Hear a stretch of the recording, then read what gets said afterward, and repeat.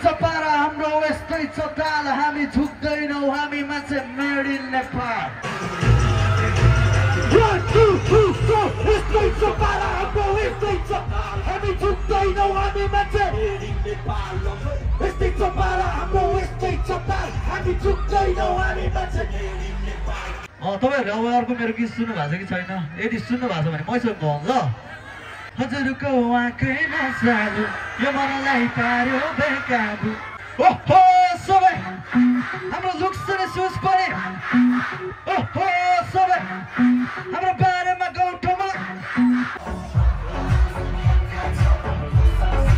अक्का छ ओहो सबै अक्का छ हाम्रो बारेमा गाउँठाउँमा ओठबाट त्यसैले कान्छी बोलिने एकदमै सच्चा हो बिर्कोमालाको चिनीमा कान्छी मैले नै कमैला पस्सा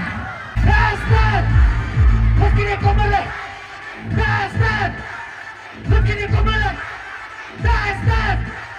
लुकिने कमला लुकिने कमला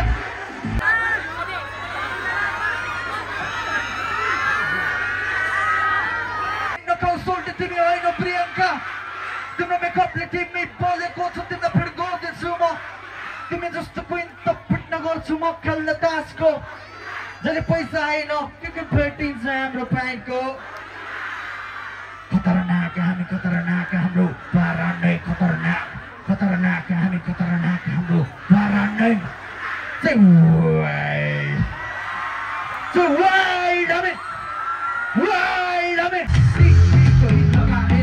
जबरजस्तीको हाइट तिम्रो गड्डी जस्तो कालो कालो तिम्रो अन्तर हो कि प्राइभेट हो कारवालालाई खोजिरहेछौ कान छैन तिम्रो साइकलको केटाहरूले जिस्काउँदै घरमा छैन दाइ भाइ तिम्रो नमस्ते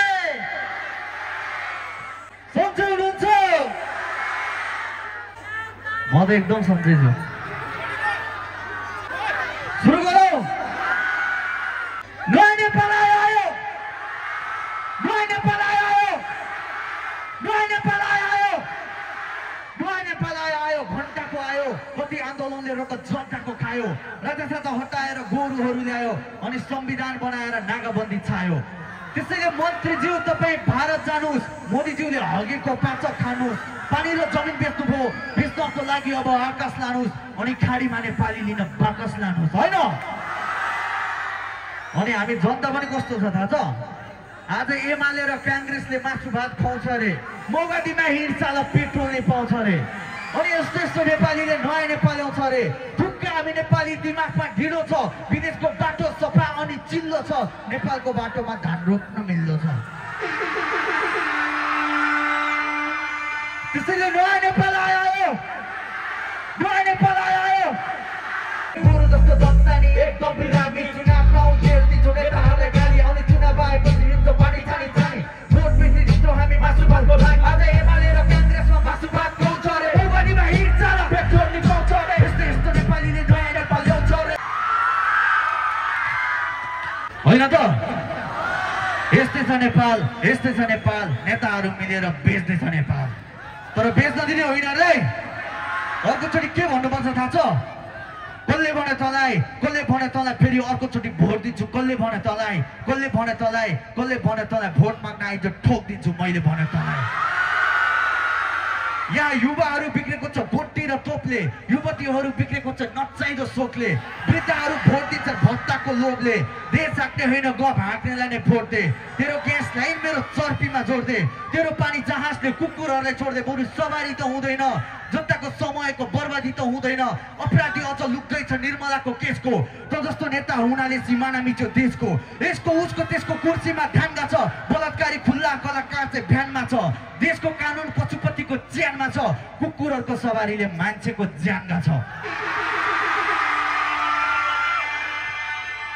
यहाँ जनतालाई परिरहेछ हकदारी कर तिर्न 70 करोड पचाएर छाडे अन्तिममा स्विच ब्यागमा पैसा राखी नेपालमा चाहिँ घर बिना बस्छन् जनता डस्छन् रुगा खोकी लागे पनि जचाउनलाई विदेशतिर नै पस्छन् तर फुट्दैछ बाटो यहाँ भर्खरै बनाएको खाल्टो र माटोमा अलकत्रा खनाको विकासको काम नेताहरूलाई धन्दा भयो ठेकदार नि हैरान छ विभागमा थाउँदैमा हाकिमदेखि पिउनसम्म पर्सेन्टेज खुवाउँदैमा अनि घन्टा बन्छ रोड्या जनता गराउँदैमा बल्ल बल्ल आफ्नो देश आइन्छ। यहाँ चक्लेट लिएर आउनलाई टाइट छ तर सुन चाहिँ छिराउनलाई पाइन्छ।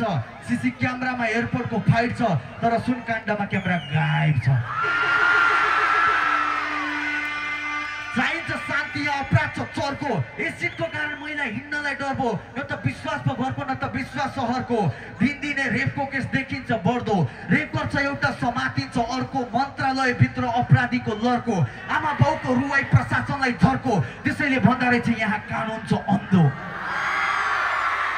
तेरो अन्धो कानुनलाई चस्मा लगाइदे अनि पीडित र असहायको घरमा ल्याइदे अनि मात्र भोट माग्न घरमा आइजे।